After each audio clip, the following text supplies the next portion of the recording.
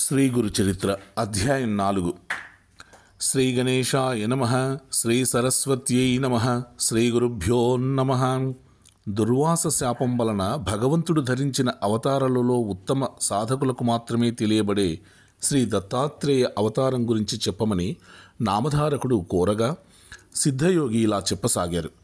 పూర్వం ఒక కల్పాంత ప్రళయం తర్వాత నారాయణుని నాభికమలం నుండి బ్రహ్మ ఉద్భవించి సనకాది యోగులను, మరీచి మొదలగున సప్త ప్రజాపతులను తన మానసపుత్రులుగా అవతరింపచేశాడు.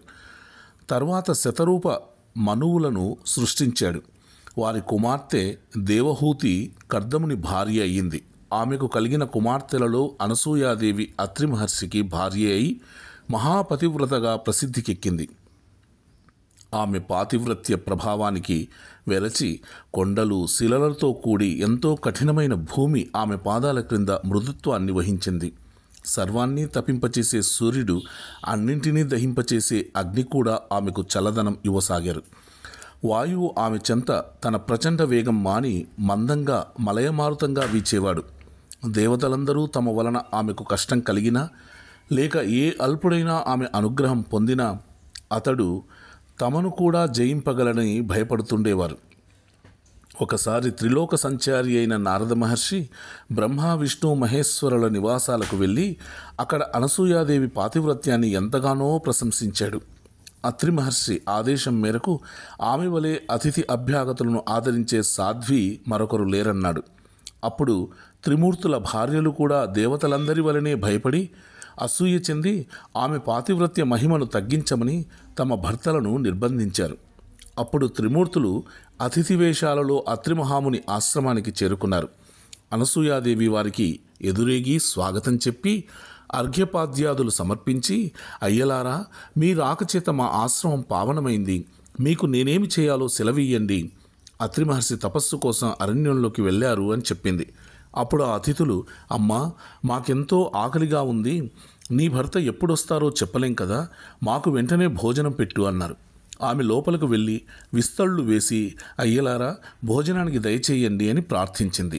అప్పుడు వారు, సాధ్వి, నీవు మాకు ఆతిథ్యమిస్తానని మాట ఇచ్చావు, కానీ మాదొక షరతు ఉన్నది. నీవు కట్టుకున్న గుడ్డలు విడిచి నగ్నంగా వడ్డిస్తేనే మేము భోంచేస్తాం, లేకుంటే ఇలా ఆకలితోనే వెళ్ళిపోతాము అన్నారు. వారు ఆకలితో వెళ్ళిపోతే ఆమె అత్రి మహర్షి ఆదేశాన్ని మీరినట్లవుతుంది.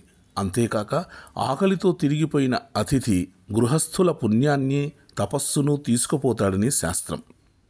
కానీ పరపురుషుల ఎదుటకు నగ్నంగా వస్తే పాతివ్రత్యం భంగమవుతుంది. పరస్పర విరుద్ధమైన ధర్మాల మధ్య తనను చిక్కించుకోజూచిన అతిథులు సామాన్యులు కారని ఆమె వెంటనే గ్రహించింది. వారి విచిత్రమైన షరతుకు ఆమె తనలో తానే నవ్వుకున్నది. తపోమూర్తి అయిన అత్రి మహర్షి సంసర్గం వలన పవిత్రురాలనైన నాకు కామభయం లేదు. ఆకలిగొని అన్నమడిగిన వీరు ధర్మం ప్రకారం నా బిడ్డలే కాని పరపురుషులు కారు అనుకుని ఆ సాధ్వి, అయ్యలారా, అలానే చేస్తాను, భోజనానికి లేవండి అని చెప్పి ఆశ్రమం లోపలికి వెళ్ళి అత్రి మహర్షి పాదుకలతో, స్వామి, నేను మీ ఆజ్ఞ మేరకు వారిని నా బిడ్డలన్న భావంతో భోజనం వడ్డిస్తాను అని చెప్పుకుంది. ఆమె యొక్క పాతివ్రత్య మహిమాన్వితమైన సంకల్పం వలన ఆమె భోజనం వడ్డించడానికి నగ్నంగా వెళ్ళేసరికి ఆ ముగ్గురు పసిపిల్లలయ్యారు. ఆమె భావాన్ని అనుసరించి ఆమెకు బాలింతరాలికి వలె స్తన్యం వచ్చింది. ఆమె వెంటనే మరలా వస్త్రాలు ధరించి ఆ బిడ్డలకు తృప్తిగా పాలిచ్చింది.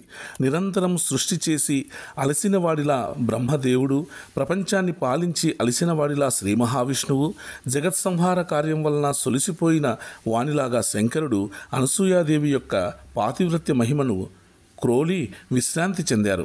ఆ మహాపతివ్రత తన దివ్య దృష్టి వలన ఆ ముగ్గురు త్రిమూర్తులని తెలుసుకుని ఊయలలో పెట్టి ఆ జరిగిన కథనే జోలగా పాడుచున్నది.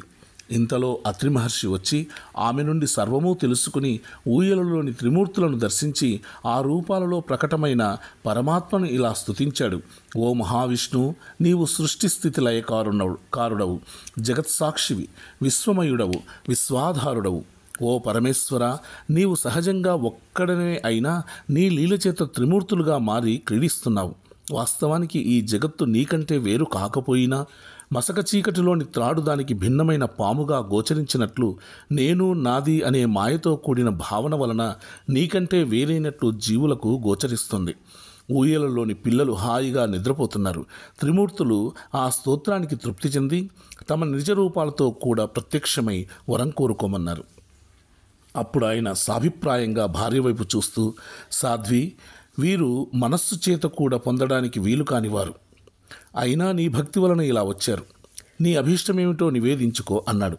అనసూయాదేవి, స్వామి, ఈ సృష్టి యొక్క వికాసం కోసమే మీరు భగవంతుని చేత సృష్టించబడ్డారు కదా. కనుక ఈ 3 మూర్తులుగా ప్రత్యక్షమైన వీరిని పుత్రులుగా పొంది మీ అవతార కార్యం నెరవేర్చుకోవడమే నా అభీష్టము అన్నది. అత్రి మహర్షి సంతోషించి, మీరు మాకు పుత్రులుగా పుట్టి మమ్ముద్ధరించండి అని కోరాడు. అప్పుడు వారు, మహర్షి, మమ్ము నీకు సంపూర్ణంగా దత్తం చేసుకున్నాము అన్నారు. ఆ పతివ్రత ప్రభావం చేత త్రిమూర్తులు అత్రి కోరిన వరమును అనుగ్రహించి తమ లోకాలకు వెళ్ళి వారి భార్యలను కలుసుకున్నారు.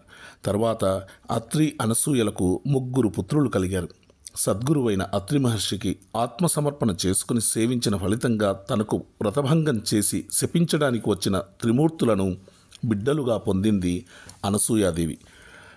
తరువాత అత్రి మహర్షి బాలవిష్ణుమూర్తికి దత్తుడని, దర్శనమాత్రం చేత అందరి హృదయాలకు ఆహ్లాదాన్నిచ్చే బ్రహ్మదేవునికి చంద్రుడని, ప్రళయకర్త అయిన రుద్రుడికి దుర్వాసుడిని నామకరణం చేశాడు. ఈ 3 అత్రి యొక్క సంతానం కనుక వీరిని ఆత్రేయులని, దత్తుణ్ణి దత్తాత్రేయుడని వ్యవహరిస్తారు. ఈయనే సాక్షాత్తు పరమేశ్వరుడు. శృతులకు కూడా అందని సచ్చిదానంద స్వరూపుడు. మానవులకు అభీష్టాలు నెరవేర్చి యోగము జ్ఞానము ప్రసాదించేవాడు. స్మరించిన తక్షణంలోనే అనుగ్రహిస్తూ సర్వత్రా సంచరిస్తూ ఉంటాడు. దుర్వాసుడు మిక్కిలి కోపస్వభావం కలవాడైనా ఆయన కోపం కూడా లోకానికి కళ్యాణమే చేకూర్చింది. చంద్రుడు సర్వజీవులను పోషిస్తుంటాడు. తర్వాత బ్రహ్మ, చంద్రుడు, శివుడు, దుర్వాసుడు తమ దివ్యాంశలను దత్తాత్రేయుని ఎందుంచి తల్లి అనుమతితో తపస్సుకు వెళ్ళిపోయారు. నామధారక, అలనాటి దుర్వాస శాపం వల్లనే పరమాత్మ అయిన శ్రీదత్తుడు శాశ్వతంగా భూమి మీద సంచరిస్తూ భక్తులను అనుగ్రహిస్తుంటాడు. అసలు ఆయన అవతరించినదే అందుకు. స్థూల దృష్టికి అలా కనిపించినా నిజానికి ఇతర అవతారాలు తమ కార్యం తీరగానే శరీరాలు త్యాగం చేసి వైకుంఠానికి వెళ్ళిపోయినట్లు భగవంతుడు ఈ దత్తావతారంలో చేయడు. శ్రీరాముడు రావణాది రాక్షస సంహారం కోసము, శ్రీకృష్ణుడు దుర్యోధనాది దుష్టులను సంహరించి భూభారం తగ్గించడానికి అవతరించారు. ఆ కార్యాలు తీరగానే ఆ ఇద్దరూ తమ శరీరాలు వదిలివేశారు. కానీ సర్వజనోద్ధరణమనే దత్తావతార కార్యం సృష్టి ఉన్నంత వరకు కొనసాగవలసిందే. కనుక దత్తస్వామి అవతార త్యాగం చేయకుండా నిత్యము భూమిపై సంచరిస్తుంటాడు. శ్రీ దత్తాత్రేయుడే ఆదిగురువు. పూర్వం భగవంతుడు మత్స్య, కూర్మ రూపాలలో అవతరించాడు.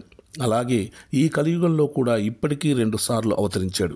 కలియుగంలో అజ్ఞానులకు గోచరం కాకపోయినా ఆ 2 అవతారాలు ఇప్పటికీ కూడా భక్తుల అభీష్టాలు నెరవేరుస్తున్నారు. ఇతర యుగాలలో కర్మచేత తప్ప సిద్ధించని పుణ్యం ఈ కలియుగంలో పరిమిత కాలంలో సత్సంకల్పం చేతనే సిద్ధిస్తుంది. కనుక ఇట్టి కలియుగంలో జన్మించి బుద్ధిపూర్వకంగా శ్రీగురుణ్ణి ఆరాధించి తరించడం ఎంతో సులభం. అట్టి అవకాశం పూర్వపుణ్యం చేత నీకు లభించింది. కనుక నేను చెప్పే గురుకథలు శ్రద్ధతో విను అన్నారు సిద్ధయోగి. నామధారకుడు దత్తావతరణం గురించి విని ఆనందించి, ఆహా, అలనాటి అనసూయాదేవి పాతివ్రత్యం వలన మానవాళికి గురు పరంపర, అందువలన మా వంటి అగ్నులకు మీ వంటి గురువు యొక్క కృప లభించాయి అన్నాడు. శ్రీ దత్తాయ గురవే నమః. శ్రీ శ్రీపాద శ్రీవల్లభాయ నమః. శ్రీ నృసింహ సరస్వత్యై నమః.